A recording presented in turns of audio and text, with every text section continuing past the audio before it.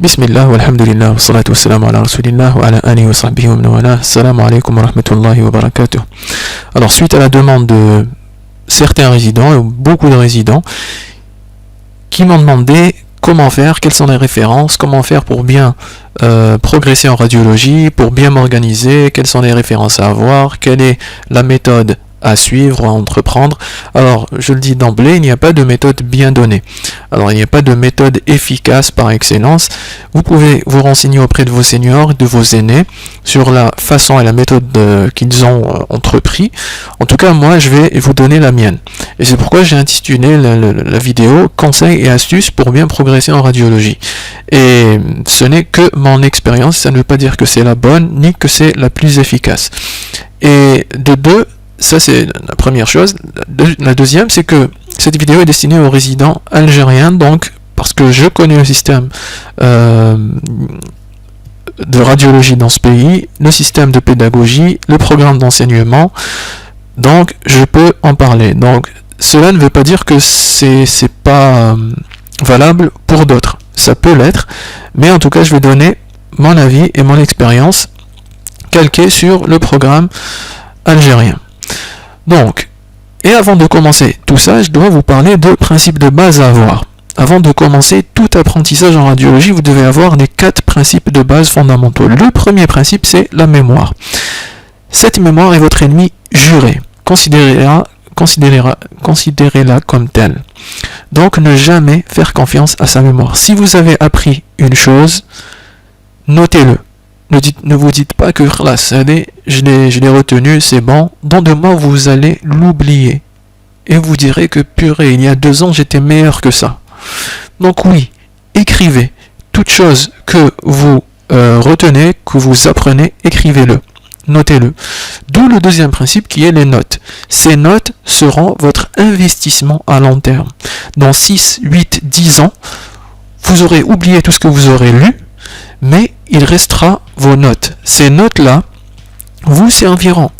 Donc des vidéos, des cours que vous avez, des dizaines d'heures, des centaines d'heures de vidéos que vous aurez vues et lues et apprises, seront éternisées, seront mentionnées ou écrites, écrites sur quelques feuilles de papier, que vous pourrez lire en 5 minutes. Donc, notez. Le troisième principe, c'est l'anglais. L'anglais est un outil indispensable.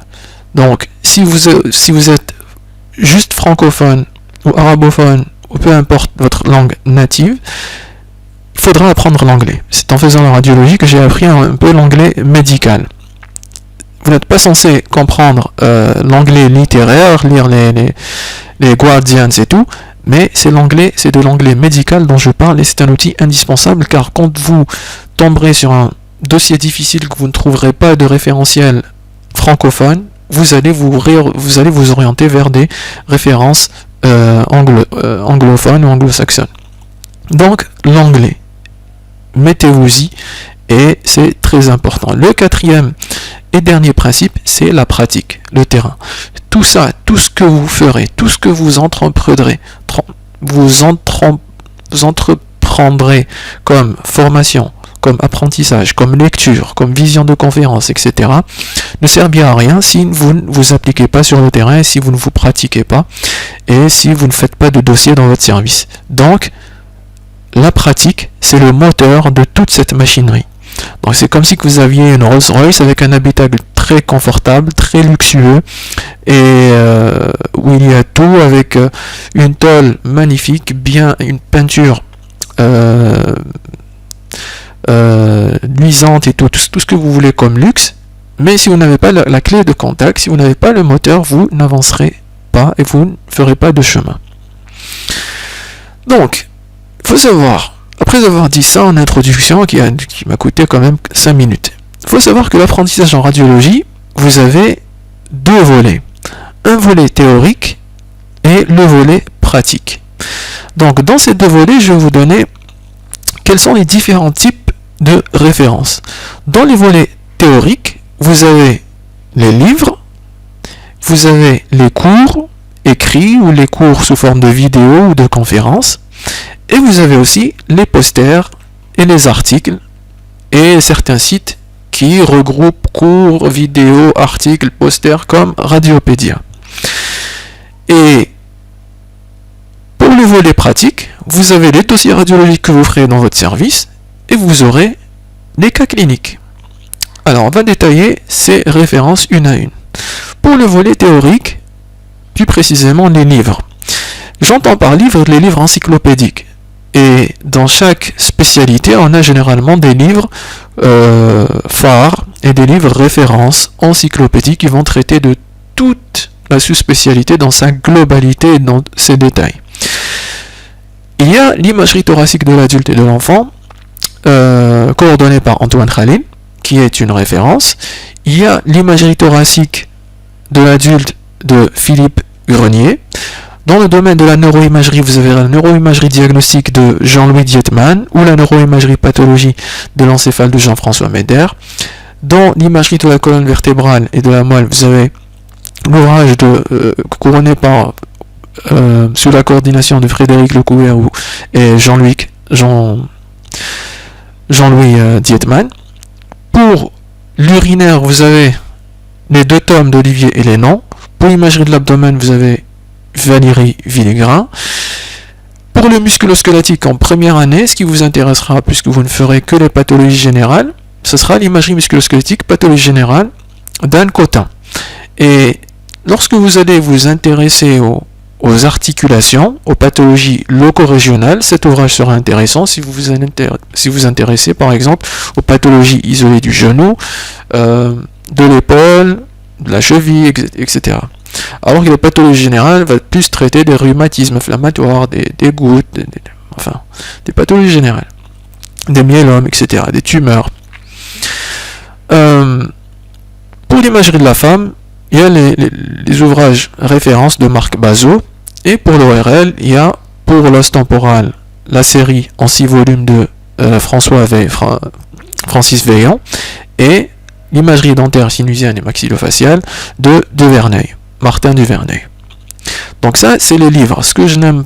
Bon, est-ce qu'il est commode de commencer par les livres quand on commence sa formation en radiologie? Vous êtes en première année, est-ce qu'il est commode de commencer par des livres? Moi, c'est ce que j'ai fait et ça ne m'a pas du tout aidé et j'ai trouvé ça, que c'était une perte de temps. Pourquoi? Parce que un livre encyclopédique de cette gamme, c'est des bouquins de 1200, 1300, 600 pages.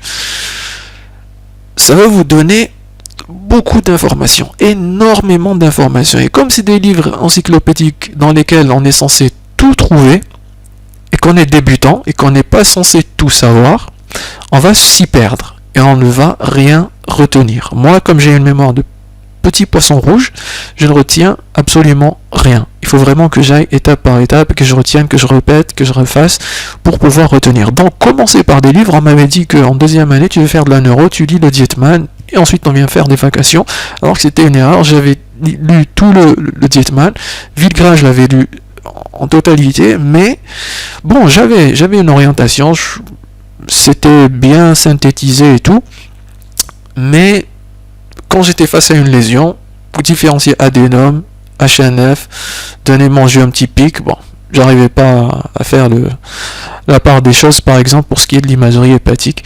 Donc, les livres ados, vaut mieux les laisser une fois que vous aurez atteint un certain degré de connaissance et de maturité en radiologie.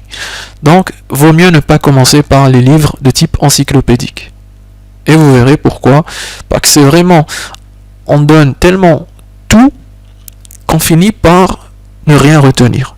Ok? Ensuite, il y a les cours et les vidéos. Alors, quand je dis cours et vidéos, je commence d'abord par les cours sous forme de vidéos, et il y a les conférences, parmi lesquelles on retrouve les conférences, et ces conférences, c'est quoi? C'est en fait des conférences filmées et mises en ligne à partir des journées scientifiques de radiologie. Et les 4 principales que je connaisse, moi, sont les journées françaises de radiologie pour les francophones, qui se déroulent au mois d'octobre, en début octobre. Il y a les European Congress of Radiology de l'European Society of Radiology qui se déroule à Vienne au mois de mars à peu près, où il y a les vidéos dans leur site qui sont consultables. Il y a les RSNA, Radiological Society of North America, qui se déroule aux États-Unis au mois de début décembre, fin novembre, je crois. Et il y a ce que beaucoup ne connaissent pas, les Korean Congress of Radiology, faites par la Korean Society of Radiology, qui se déroule en général au mois de septembre.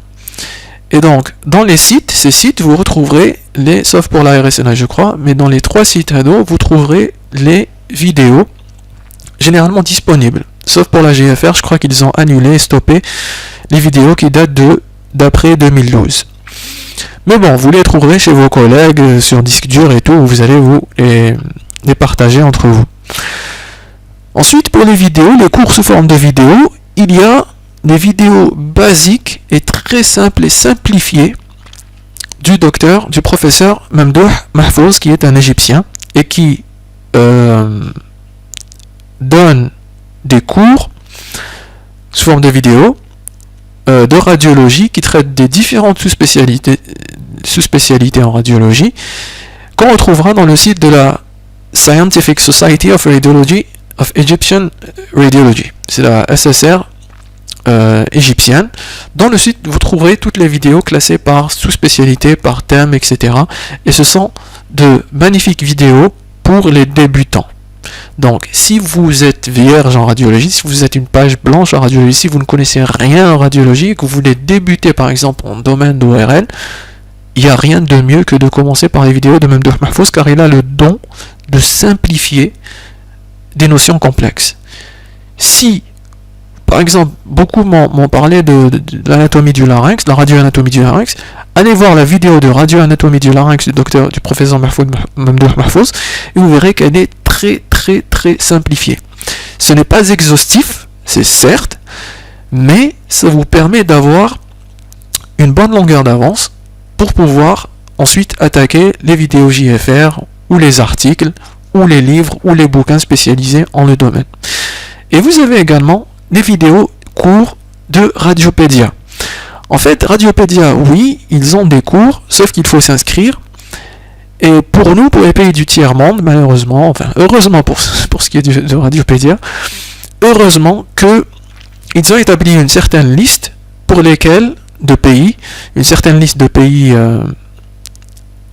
pour lesquels l'accès à Radiopédia est gratuit. Donc, pas besoin de payer, donc vous n'avez qu'à vous inscrire et vous aurez la majorité des cours qui vous seront accessibles. Personnellement, je me suis inscrit, mais on m'a pas rendu de réponse, je sais pas pourquoi. Donc, beaucoup de mes collègues se sont inscrits et ont eu accès gratuit. Donc, essayez et tentez le coup avec Radiopédia qui ont de très bonnes vidéos. Les cours sont en anglais, hein, donc si vous ne maîtrisez pas l'anglais, on va revenir au principe de base numéro 3 qui était la connaissance de l'anglais. Les ECR, RSNA et KCR aussi sont en anglais. Pour les vidéos de Mamdouh Mahfouz, elles sont soit en anglais, soit en arabe. Donc, l'anglais, vous voyez, si vous ne connaissez pas l'anglais, vous serez juste limité aux JFR qui ont finalement limité l'accès à la médiathèque. Donc, pour le reste des cours, ça c'est les cours en vidéo. Ensuite, il y a les cours écrits. Et dans les cours écrits, vous avez la CERF. La CERF, c'est quoi? C'est le Collège des enseignants de radiologie de France. Vous pouvez écrire ça sur Google et ça vous sortira.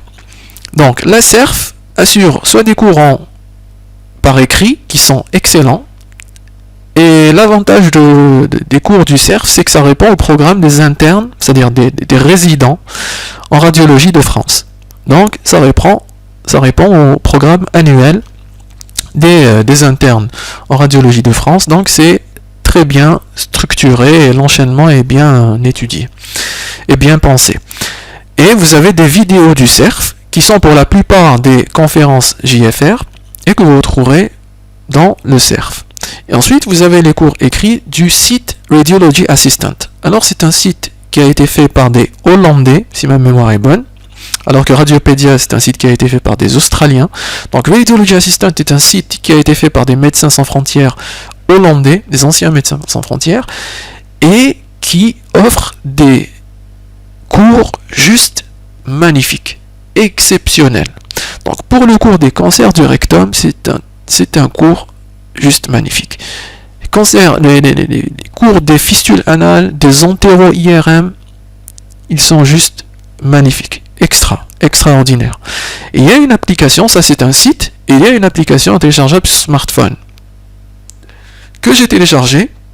Donc ça fait longtemps que je suis pas entré dans le site, donc je me fie à l'application et que je mettais à jour, sauf que l'application n'est pas mise à jour, c'est-à-dire qu'il y a de nouveaux cours qui ne sont pas sur l'application mais qui sont sur ce site. Je suis rentré dernièrement dans ce site, j'ai visité et j'ai vu qu'il y avait énormément d'évolutions. Ça faisait peut-être 2 ans que je n'étais pas entré, et il y a une énorme évolution et de très beaux cours dans ce site. Donc je vous conseille vivement de consulter ce site. Et ce sont des cours, c'est pas comme pour Radiopédia où c'est des pseudo-posters ou des fiches techniques. Non, ce sont des cours où il y a bien l'explication, il y a les références, la bibliographie, etc. Alors, je voulais terminer par vous donner la différence entre les conférences, les vidéoconférences et les vidéos cours. Alors, c'est quoi la différence que moi j'ai trouvée? Bon, ça peut être faux, mais ce que moi j'ai constaté personnellement, puisque je parle de mon expérience, je préfère les conférences aux cours. Pourquoi? Parce que dans les conférences, vous remarquerez qu'ils ont un temps de parole bien limité. C'est-à-dire qu'ils ont 30 minutes ou 20 minutes de temps de parole. Donc les conférenciers seront obligés de résumer l'ensemble du cours en 20 minutes ou en 30 minutes. C'est-à-dire qu'ils seront obligés de ne parler que de ce qui est important, de ce qui est essentiel. Et ils devront axer sur ce qui est pratique. Ok? Chose qui n'est pas forcément le cas pour les cours de 50 minutes, 1 minute 15, 1 minute, 1 heure et demie, 1 heure 15, etc. Donc, j'ai remarqué que les JFR, il y avait beaucoup de notions bénéfiques et de signes et de notions et d'informations ou de notions qui permettaient de trancher dans beaucoup de questions que je me posais. Donc, les conférences sont plus informatives et plus bénéfiques que les cours. Les cours, c'est quand vous avez du temps ou quand vous ne connaissez pas bien un sujet, quand vous ne maîtrisez pas bien un sujet. C'est pourquoi je vous ai orienté au début de chaque domaine vers les vidéos de Mamdouh Mahfouz où elles ne sont pas très détaillées, mais c'est juste ce qu'il faut pour s'initier et se lancer dans un domaine donné. Donc voilà la différence qu'il y a. Ensuite, on pourra reprocher aux conférences d'être trop spécialisées, d'être trop avancées. Or que non, on peut retrouver de tout. On peut aller, par exemple, dans les JFR, il y a des vidéos qui vous montrent comment réaliser un bon scanner, un bon protocole de scanner hépatique, par exemple. Ça, c'est basique, c'est vraiment basique. Alors que c'est traité dans les conférences JFR 2015, je crois, ou 2016. Alors que c'est basique. Et ça peut aller, bien sûr, jusqu'au l'utilité du PET-IRM dans l'exploration de l'extension ganglionnaire des néos de la prostate. Ça, c'est vraiment... ou l'apport du scanner 320 barrettes dans l'exploration, je sais pas, cardiaque. Ça, c'est vraiment le summum. Donc, pas besoin d'y aller jusque-là. Moi, je parle à des résidents qui débutent en imagerie médicale. Ensuite, après les cours vidéo, il y a les posters articles et le site Radiopédia. Alors, pour les posters articles, c'est quoi? Est-ce que ce sont des cours? Oui, mais ce sont des cours. Quelle est la différence entre posters, articles et les livres? Bon, la différence, c'est que les posters sont consultables instantanément. Alors, parmi les posters, d'abord, je vais vous les annoncer. Il y a les e-posters. Et les e-posters, ce sont les posters qui ont été proposés à l'European Congress of Radiology, c'est-à-dire à l'ECR de la Société European Society of Radiology. Alors, ces e-posts, vous marquez sur Google e-post Radiology ou e-post ECR et vous allez tomber sur leur site où ils vont vous proposer des milliers de posters électroniques. Sauf que dernièrement, j'ai su via un collègue, un camarade, que ces posters n'étaient plus téléchargeables sous format PDF. Donc ils étaient consultables en ligne, mais n'étaient plus téléchargeables. Or qu'il y a 15 jours, je crois, ou un mois, je téléchargeais normalement sous format PDF ces posters. Mais bon, e-poster est une base de données en poster en radiologie qui est inépuisable. Ok? Inépuisable. Et ça, ce n'est qu'en 4e année, je crois, ou en 5e, ou en service civil, que j'ai découvert ces e-posters. Pourquoi? Parce que je faisais mes recherches que en français ou en anglais, et que je tombais toujours sur Radiopédia, et que je ne précisais pas sur Google e-post. Donc quand vous cherchez un thème, pensez à écrire e-post pour que Google puisse faire la recherche dans ce ou aller consulter directement sur le site. Il y a les articles des revues Radiographics, alors Radiographics, il y a des articles spécial CME, c'est-à-dire Continual Medical Education, formation médicale continue. Donc les articles de Radiographics de CME sont exceptionnels, c'est magnifique. Ça rejoint un petit peu tout comme les articles de FMC, de formation médicale continue, faits par la société, qui sont publiés dans le journal de radiologie, de manière mensuelle, je crois. Sauf que les articles radiographiques sont accessibles aux pays du tiers-monde du moment qu'ils datent de plus d'une année. C'est-à-dire que les articles parus la dernière année, de 2020 par exemple, ils ne sont pas accessibles. Par contre, les articles parus en juillet ou juin 2019, ils sont accessibles et téléchargeables sous format PDF. Donc, c'est aussi une source inépuisable de science et de savoir et de connaissances. Il y a aussi les articles, l'AJR, American Journal of Radiology. Il y a les articles brefs de Radiopédia. Et il y a bien sûr, ce sont plus des cours que des articles de Radiology Assistant dont je vous ai parlé tout à l'heure. Ça, c'est pour les posters et les articles. Ensuite, on peut retrouver parmi ce groupe de références, articles, posters et tout, on peut retrouver ce type de livre qui est consultable à la demande. C'est-à-dire qu'ils offrent des fiches techniques de pathologie ou de conduite à tenir, etc. C'est le cas de la série Radiologie de poche, la série américaine Radiologie de poche, qui traite de plusieurs spécialités.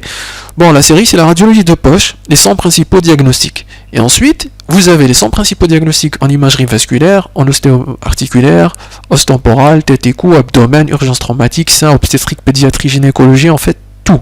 Vous avez les 100 principaux diagnostics. Par exemple, pour ce qui est de l'os temporal, ils vont traiter de l'autospongiose, ils vont traiter du cholestéatome, comment faire la part des choses, quels sont les points importants à mentionner, etc.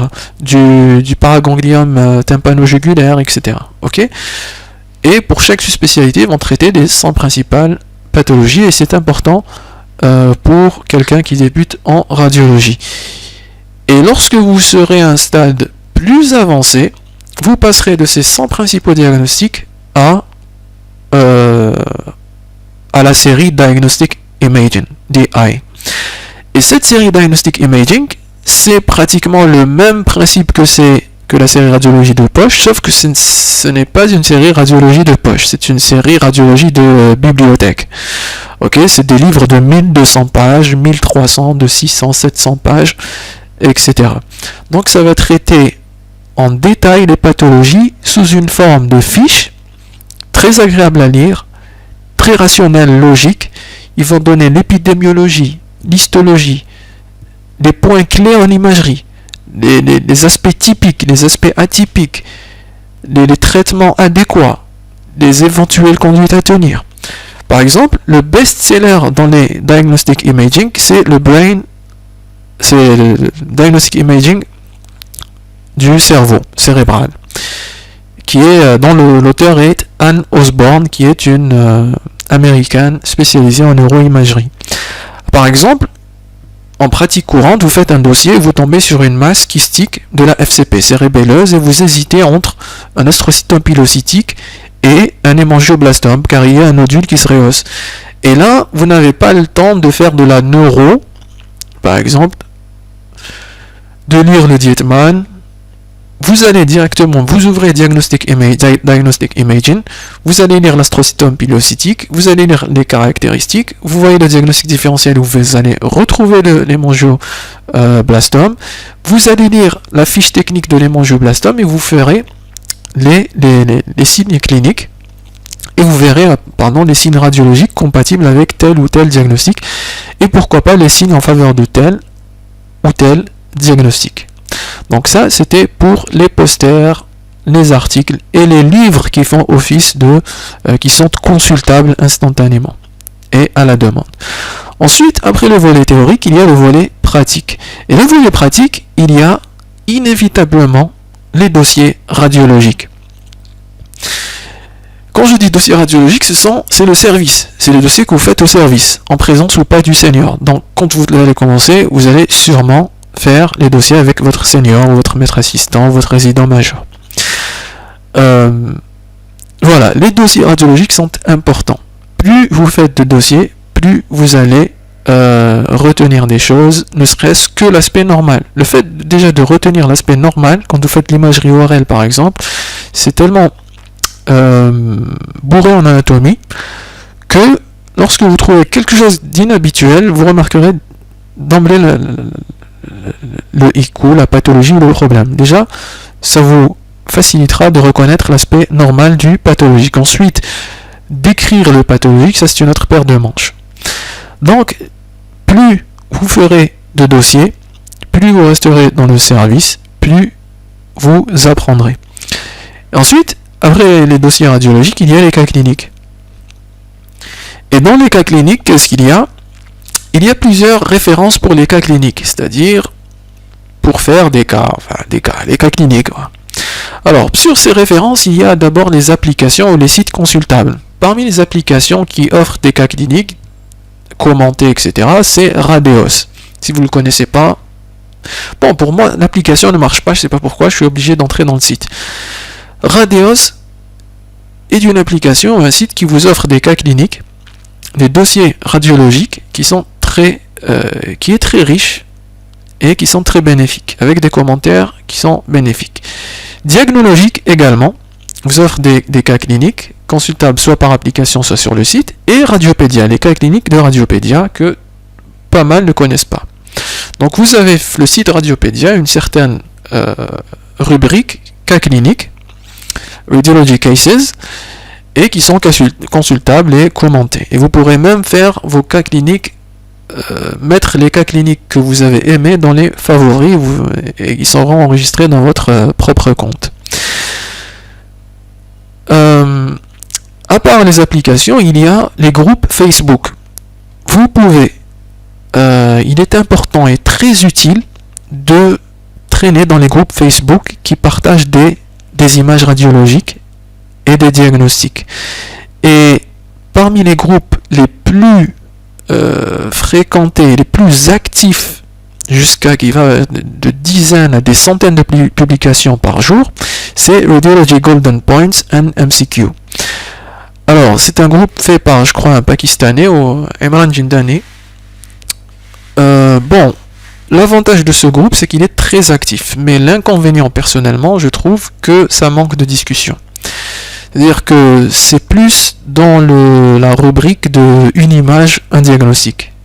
Et à chaque fois, au début, à chaque fois que je demandais pourquoi, qu'est-ce qui vous avait fait croire à ce diagnostic, je n'obtenais pas de réponse. Bon, mais toujours est-il que c'est très enrichissant le fait de voir et d'habituer l'œil à voir. C'est très enrichissant. Vous ne vous en rendrez pas compte sur le coup, mais vous savez, dans le cerveau, on a ce qu'on appelle la mémoire visuelle et le déjà-vu. Ce déjà-vu-là vous aidera beaucoup. Et où est-ce qu'on obtient ce déjà-vu? Dans ce genre de site. Et il y a aussi France Radiologie, où là, par contre, dans France Radiologie, c'est vrai que c'est pas aussi actif, mais par contre, il y a des discussions de qualité, c'est-à-dire qu'on apprend des discussions sur les commentaires des différents radiologues. Alors, je rappelle que Radiology Golden Points est réservé aux radiologues. C'est un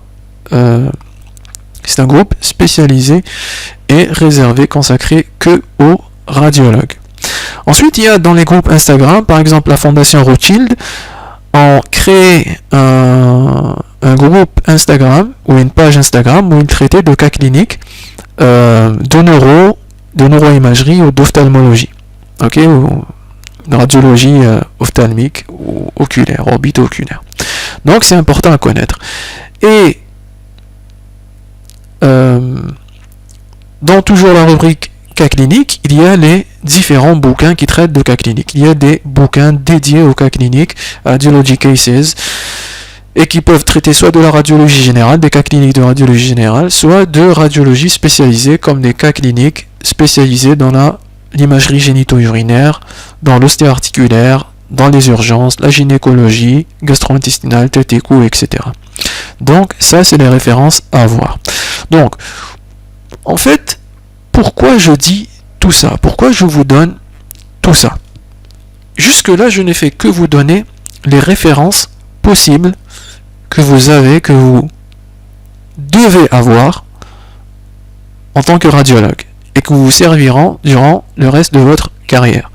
Donc j'ai traité du volet théorique, j'ai traité du volet pratique, je vous ai montré les livres qu'il y avait, encyclopédiques, etc., à mon sens, les cours, les différents types de cours, les différents types de vidéos, conférences, vidéos, cours, etc., les posters, les articles les plus prisés, les plus consultés, les plus bénéfiques, le site Radiopédia. Ensuite, le volet pratique, je vous ai dit qu'il y avait les bouquins de cas cliniques, qu'il y avait des groupes Facebook, Instagram, mais surtout, tout cela, tout ce dont j'ai parlé ne remplacera jamais, si vous ne faites pas de pratique, si vous n'êtes pas sur le terrain, c'est, je vous ai dit, le moteur de votre Rolls-Royce. Vous n'avancerez pas si vous ne faites pas de dossier réellement dans votre service. Ok? Donc tout ça, pourquoi je vous le dis? Je vous le dis pour la simple raison, pour attirer votre attention sur un fait, c'est que vous devrez, avant de commencer tout apprentissage en radiologie, organiser votre bibliothèque et votre médiathèque. C'est-à-dire organiser vos références. Si vos références, toutes ces références que je vous ai données, si elles ne sont pas organisées dans votre disque dur, dans votre bibliothèque de livres, vous allez vous entremêler les pinceaux. Ok? Vous allez vous mêler les pinceaux, donc il faut être très organisé dès le départ. Bon, pour ces références, vous avez vos collègues, vous avez vos seniors, vous leur donnez votre disque dur, ils vont vous copier-coller tout ce qu'ils ont, donc c'est pas un problème. Le problème, c'est dans l'organisation, et après, je vais vous montrer comment il faut organiser vos références, et votre bibliothèque, médiathèque, etc., et comment organiser votre temps. Donc, ensuite, après vous être organisé, avoir organisé votre bibliothèque et médiathèque, vos références, que ce soit vos références posters, vos références livres, vos références vidéo, vos références cas cliniques, vous devrez vous organiser vous-même, c'est-à-dire établir un programme à long terme. Et quand je dis établir un programme à long terme, c'est chacun son programme. En fait, ça dépendra de vos affectations, ça dépendra de votre emploi du temps, ça dépendra de vos vacations. Si vous savez que vous aurez dans 3 mois une vacation thorax, je vais peut-être commencer le thorax un mois avant. Vous voyez? Si vous pensez avoir un programme, si dans votre service on fait la neurologie en 3e année, c'est pas la peine de faire la neurologie en première ou en première année, vous comprenez? Donc c'est en fonction de votre programme. Et c'est juste à titre illustratif, on peut organiser un programme dès la première année.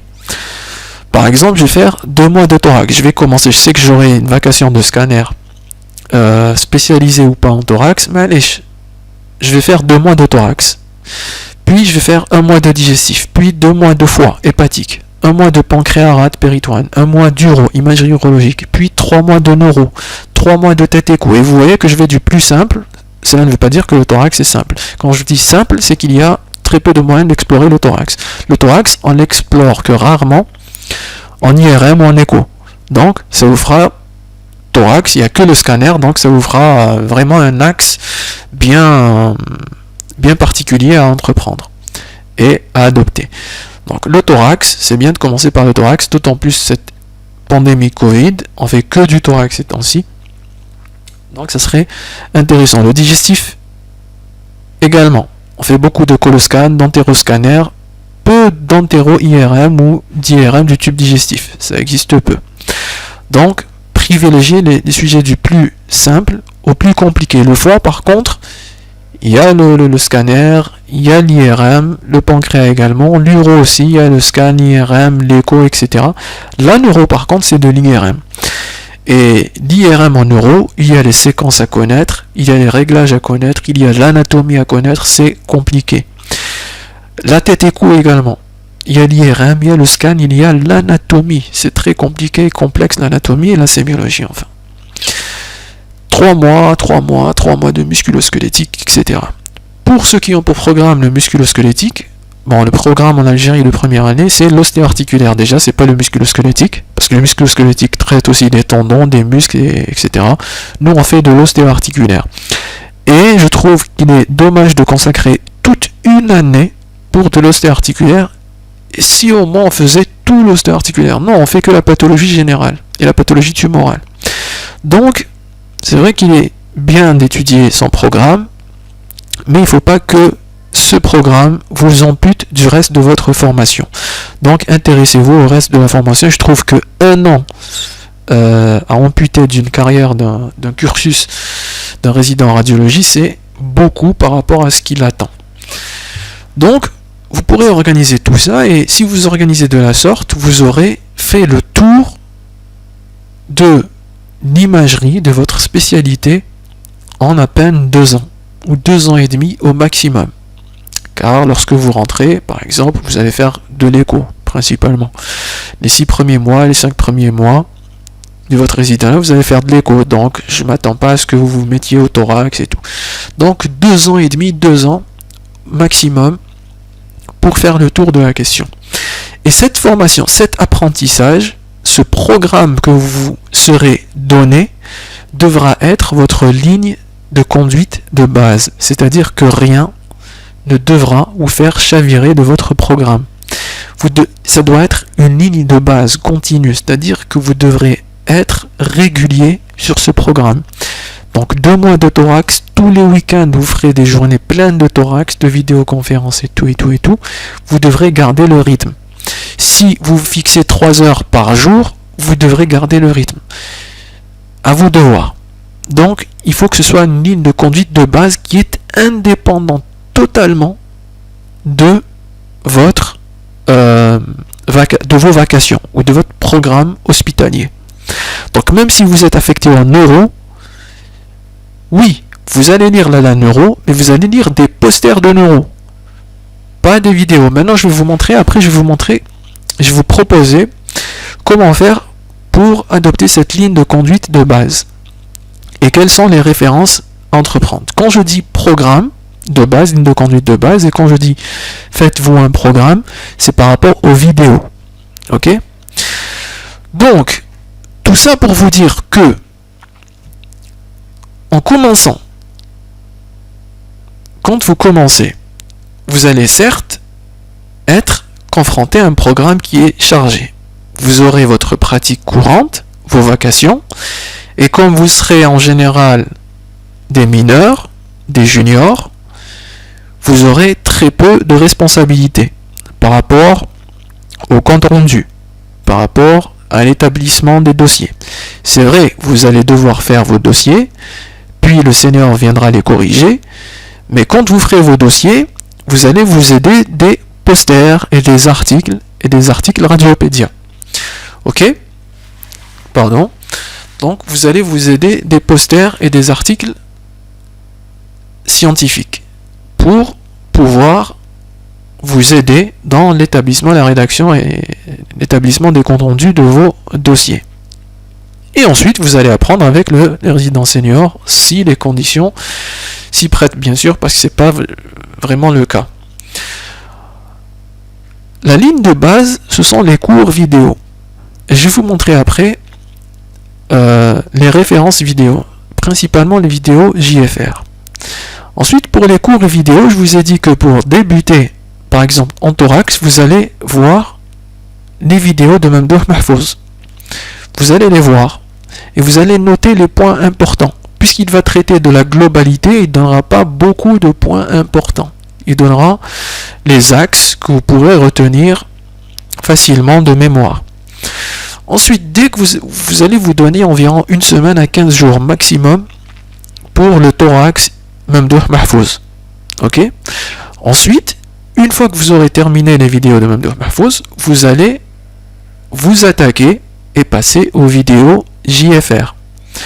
Et les vidéos JFR, vous devrez les organiser.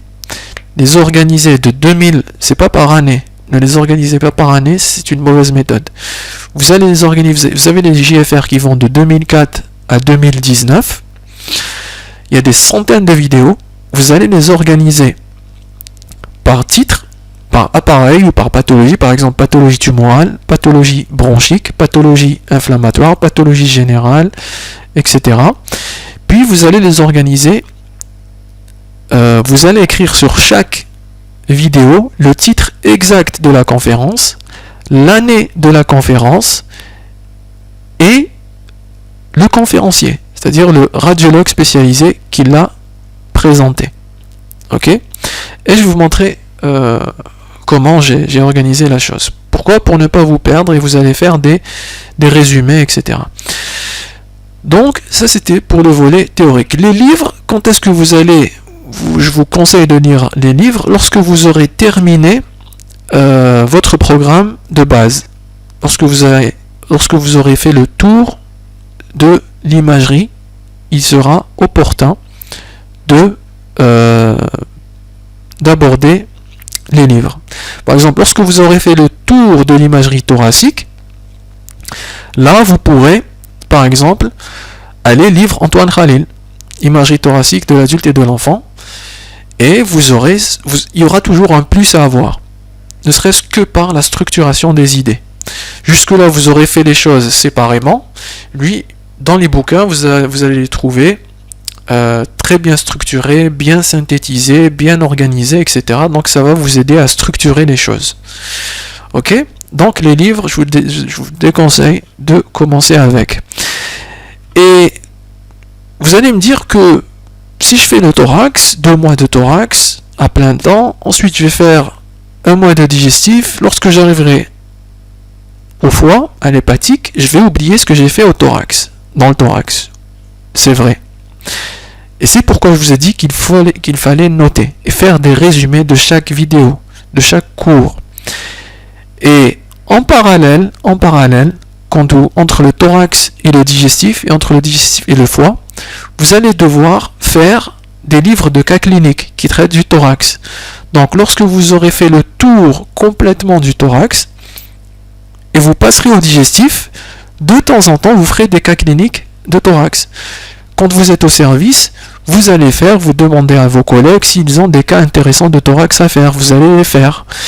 Et vous allez revoir vos notes, vous allez réviser vos notes. Ok, c'est ça, il ne faut jamais se couper d'un domaine totalement. Ok? Et pour ça, il y a les livres de cas cliniques qui sont dédiés à chaque sous-spécialité, donc ça vous aidera à entretenir vos connaissances. Donc, tout ça, finalement, tout ce volet théorique sert à quoi? Il sert à acquérir la connaissance via les cours, via les vidéos cours, vidéoconférences, via les posters, articles et les différents sites pour pouvoir faire les dossiers. Donc, tout ce volet théorique vous servira à acquérir une connaissance, non pas exhaustive, certes, mais une connaissance très très conséquente, croyez-moi, surtout si vous êtes assidu et sérieux et régulier. Et vous sentirez la différence. Et le volet pratique, par contre, vous servira à entretenir la connaissance et à l'enrichir. Donc, via le volet théorique, vous allez acquérir de la connaissance, et via le volet pratique, vous allez entretenir et enrichir cette connaissance. Et le fait que j'ai séparé ces deux volets ne veut pas dire qu'ils sont séparés, non. Vous pouvez passer de l'un à l'autre. Par exemple, vous êtes sur votre programme de fond de thorax, vous l'avez terminé, vous basculez en programme de fond abdomen, et entre-temps, vous pouvez faire des cas cliniques et pratiquer le thorax dans votre service, et ça deviendra une partie de plaisir. Vous ferez le thorax par plaisir et par pure sensation de défi. Par pur défi, vous vous dites que j'ai fait le thorax, je l'ai fait sous son ensemble, sur tout son ensemble, sur tous ses aspects, je l'ai vu, donc je vais devoir faire du thorax, et lorsque vous allez rencontrer des difficultés, vous allez revoir vos notes, etc. Ok? Le souci, c'est que quand vous commencez, quand vous débutez, et que vous voyez directement des vidéos type JFR, ou ECR, ou autre chose, comme vous êtes vierge en connaissance, vous n'allez pas distinguer ce qui est important de ce qui n'est pas important. Vous n'allez pas distinguer, par exemple, quand on est nouveau, par exemple une tumeur cérébrale, on dit que c'est en hyper T2, hypo T1, hyper flair, etc. Alors que ce n'est pas des notions qui sont importantes. Le plus important à retenir, quand vous allez avancer, par exemple en neuro, vous allez retenir que l'aspect à retenir devant une tumeur, c'est l'aspect hypo T2. Par exemple, c'est ce qu'il y a à retenir. On sait que toutes les autres lésions sont en hyper T2, hyper flair. Ok?